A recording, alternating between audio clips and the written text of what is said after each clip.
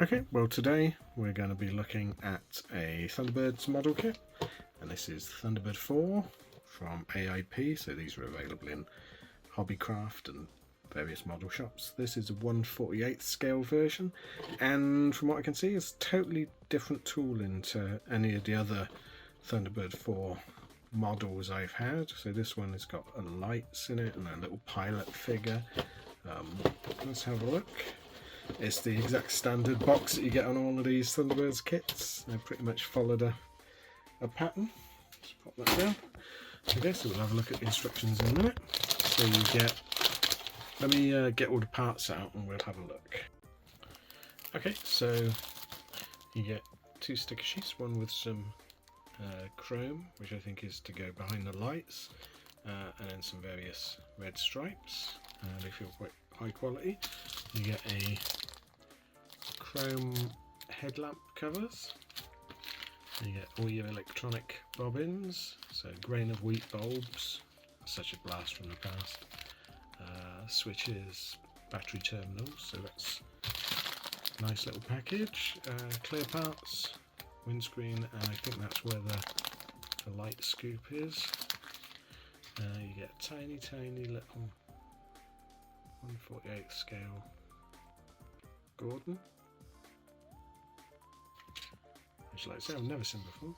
And the body, really good thick castings and crisp, which makes me think it is a brand new mould. You get the bottom and sides, battery terminal, little cockpit. So you get full cockpit on this one, which is unusual. And then two more screws, the fins, the front end, the missile firing, I think it does.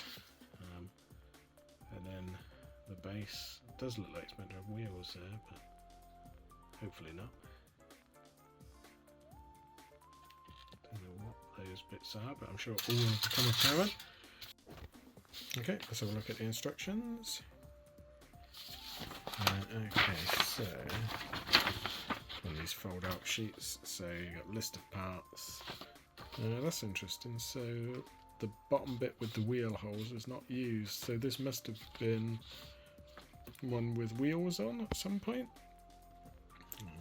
Gordon, it's gone to pieces very quickly. I think it'd be fun doing the cockpit. I do like a nice cockpit. It's all there. So the wires go down the outside. Did the original have that? No. So I wonder why they've done that. Wires down the outside. I mean, it might look alright. Firing missile launchers.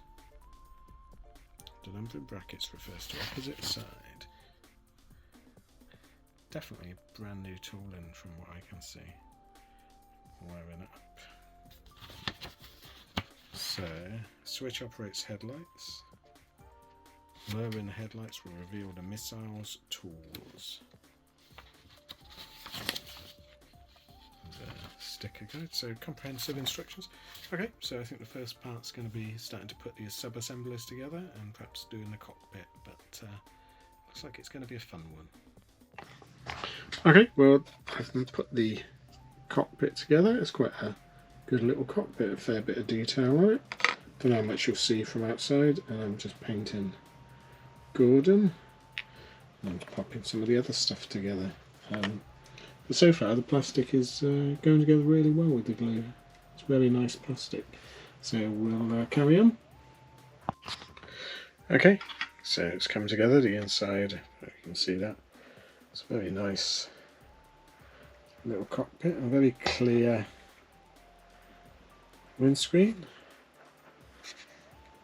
So different to any of the other Thunderbird 4s I've made.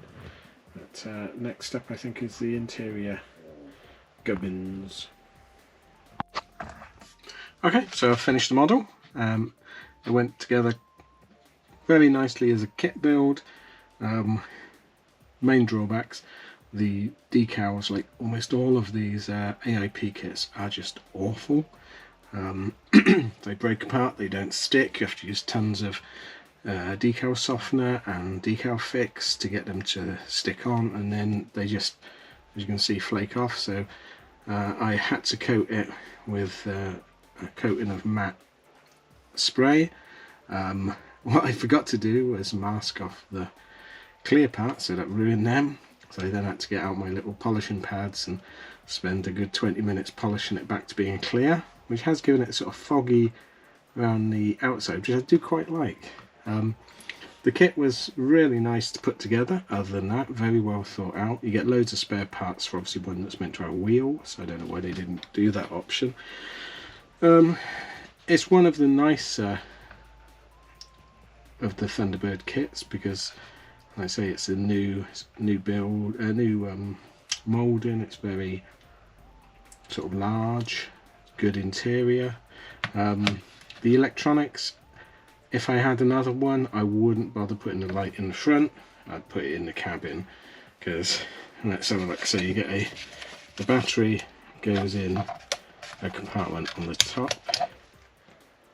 and that just closes. So again, very well designed. You might want to shield your eyes from this. Oh, it's so bright. Let me turn the lights off. Can you see it?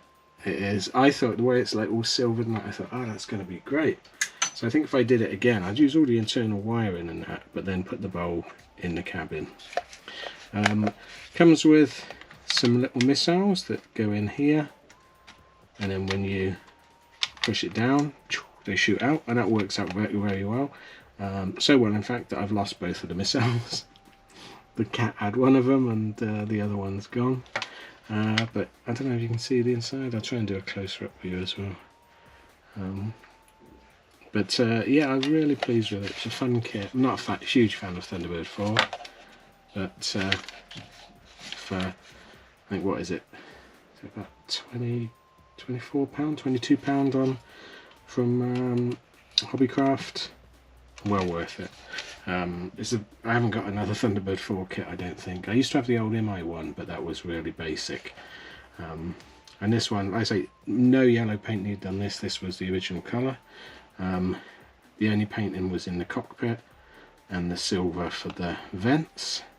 So you could get away with not painting this if you weren't a particularly good painter, and perhaps do what I did by accident on purpose and fog the interior. But yeah, really nice little kit.